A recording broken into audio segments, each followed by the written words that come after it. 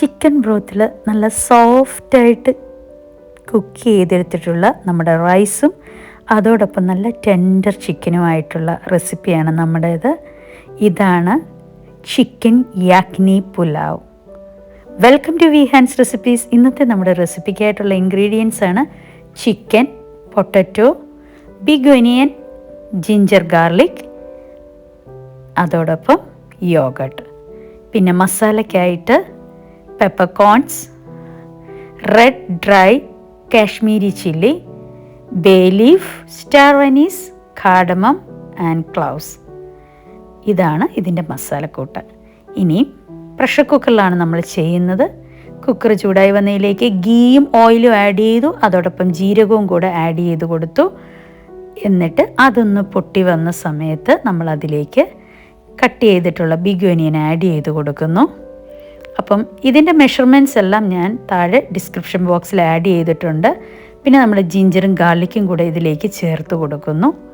ഇനിയും ഇത് ചെറുതായിട്ട് ഒന്ന് വഴറ്റിയെടുക്കുന്നു. ഞാൻ ഈ റെസിപ്പി ചെയ്തിട്ടുള്ളത് ഫറാ ഖാൻ്റെ യാക്നി പുലാവ് റെസിപ്പി കണ്ടിട്ടാണ്.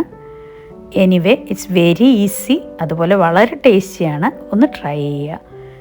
ഇതിലേക്ക് നമ്മൾ ചിക്കനാണ് ചേർത്ത് കൊടുത്തത്. പിന്നെ നമ്മൾ പൊടിച്ചെടുത്തിട്ടുള്ള നമ്മുടെ മസാലയുടെ കൂട്ടും കൂടെ ചേർത്ത് കൊടുത്തു.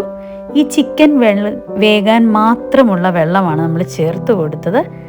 അതിലേക്ക് ഉപ്പും ഇട്ട് കൊടുത്തു. അപ്പോൾ ഒരു ചെറിയ കപ്പ് വെള്ളം ചേർത്താൽ മതിയാകും. പിന്നെ വിസിലിട്ട് ഒരു വിസിലടിച്ചു. ഏകദേശം ഒരു 2-3 മിനിറ്റ്സ് വെയിറ്റ് ചെയ്തു. എന്നിട്ട് ഞാൻ പ്രഷർ കളഞ്ഞിങ്ങെടുക്കുകയാണ്. എന്നിട്ട് അതിൽ തന്നെ നമ്മൾ പൊട്ടറ്റോ ക്യൂബ്സായിട്ട് അരിഞ്ഞ് ചേർത്ത് കൊടുക്കുകയാണ് ചെയ്യുന്നത്. അപ്പം പൊട്ടറ്റോയും കൂടെ ചേർത്ത് കൊടുത്തു. ഇതോടൊപ്പം തന്നെ നമ്മൾ ഇതിലേക്ക് വേണ്ട റൈസും കൂടെ ആഡ് ചെയ്ത് കൊടുക്കുന്നു.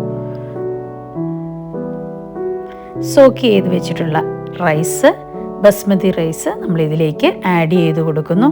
സാധാരണയായിട്ട് നമ്മൾ ഇതിന് പുലാവ് അല്ല ബിരിയാണി ചെയ്യുമ്പോൾ 2 ഗ്ലാസ് അരിയാണ് എടുക്കുന്നെങ്കിൽ നമ്മൾ 4 അല്ലെ 4.5 ഗ്ലാസ് വെള്ളം ചേർക്കണം. അപ്പം നമ്മളിപ്പോൾ യോഗട്ടും കൂടെ ചേർത്ത് കൊടുത്തു.